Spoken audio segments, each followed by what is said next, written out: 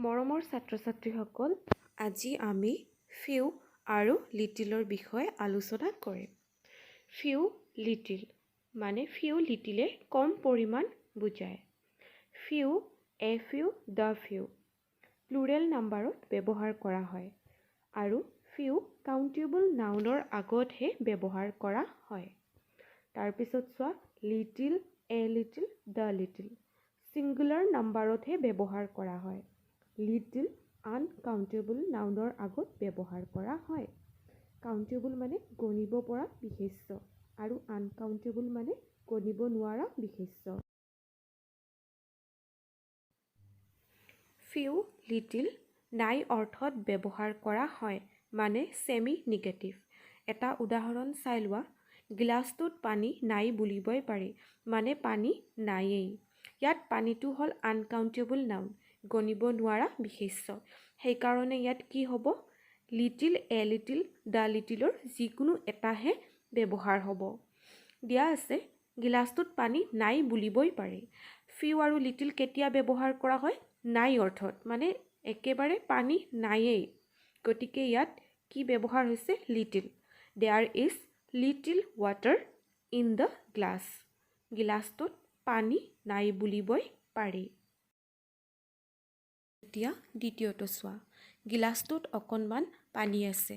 অলপকেইটা বা অলপমান বুজালে আমি এ ফিউ বা এ লিটিল ব্যৱহাৰ কৰোঁ। কাউণ্টেবল নাউনৰ ক্ষেত্ৰত এ ফিউ ব্যৱহাৰ কৰিম আৰু আনকাউণ্টেবল নাউনৰ ক্ষেত্ৰত এ লিটিল ব্যৱহাৰ কৰিম। ইয়াত পানী হ'ল আনকাউণ্টেবল নাউন। পানী আমি গণি শেষ কৰিব পাৰিম জানো? নোৱাৰোঁ।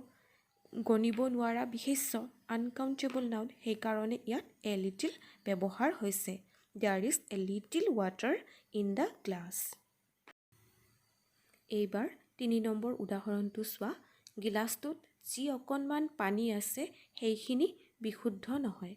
ইয়াত গোটেই গিলাচটোত যিমানখিনি পানী আছে গোটেইখিনিকে বুজাইছে। গতিকে ইয়াত দ্য লিটিল ব্যৱহাৰ হ'ব। গিলাচটোত যি অকণমান পানী আছে সেইখিনি বিশুদ্ধ নহয়। যিখিনি আছে সেই গোটেইখিনিকে বুজোৱা হৈছে। The little water in the glass is not pure.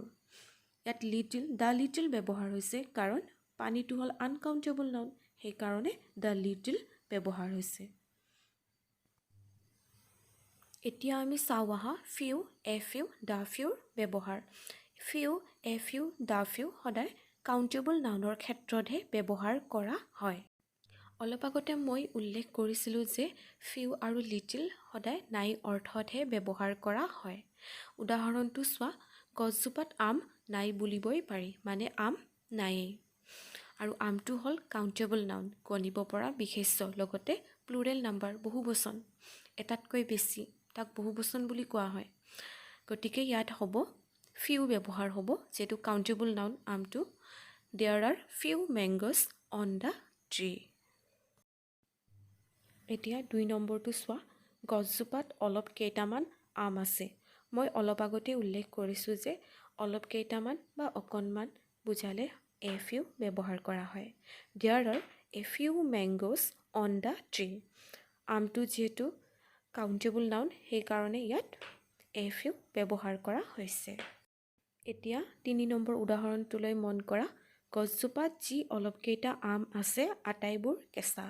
ইয়াত গছজোপাত যিকেইটা আম আছে গোটেইকেইটা আমৰ কথাই কোৱা হৈছে আৰু যিহেতু কাউণ্টেবল নাউন সেইকাৰণে দ্য ফিউ ব্যৱহাৰ কৰা হৈছে। The few mangoes on the tree are all unripe. মন কৰিবা বাক্যত যদি জাষ্ট আৰু অনলি থাকে তেনেহ'লে এ ফিউ বা এ লিটিল হয়। সেইটো কাউণ্টেবল আৰু আনকাউণ্টেবল নাউনৰ ওপৰত ডিপেণ্ড কৰিহে এ ফিউ, এ লিটিল হয়। এতিয়া কেইটামান উদাহৰণ চাই লওঁ আহা।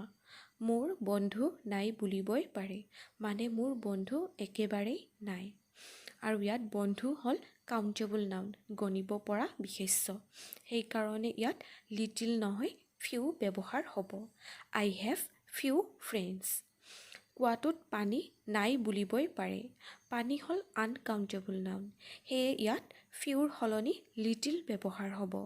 There is little water in the well. Few আৰু লিটিল সদায় নাই অৰ্থতহে ব্যৱহাৰ কৰা হয়। ৩ নম্বৰ উদাহৰণটোলৈ মন কৰা। তুমি মোক কেইখনমান কিতাপ ধাৰলৈ দিব পাৰিবানে? ইয়াত অলপ কেইখনমান কিতাপৰ কথা কোৱা হৈছে। ইয়াত কিতাপ হৈছে কাউণ্টেবল নাউন, সেইকাৰণে ইয়াত এ ফিউ ব্যৱহাৰ হৈছে। Could you lend me a few books? খেলপথাৰখন ভিজা আছে কাৰণ যোৱা ৰাতি অকণমান বৰষুণ দিছিল। ইয়াত বৰষুণ হৈছে আনকাউণ্টেবল নাউন। বৰষুণক আমি গণিব নোৱাৰোঁ। সেয়ে ইয়াত হৈছে the playground is wet because it rained a little last night. অকণমান বুজাইছে, অকণমান, সেইকাৰণে ইয়াত এ লিটল ব্যৱহাৰ হৈছে। আশা কৰোঁ ভিডিঅ'টি চাই তোমালোক যথেষ্ট পৰিমাণে উপকৃত হ'বা। ধন্যবাদ।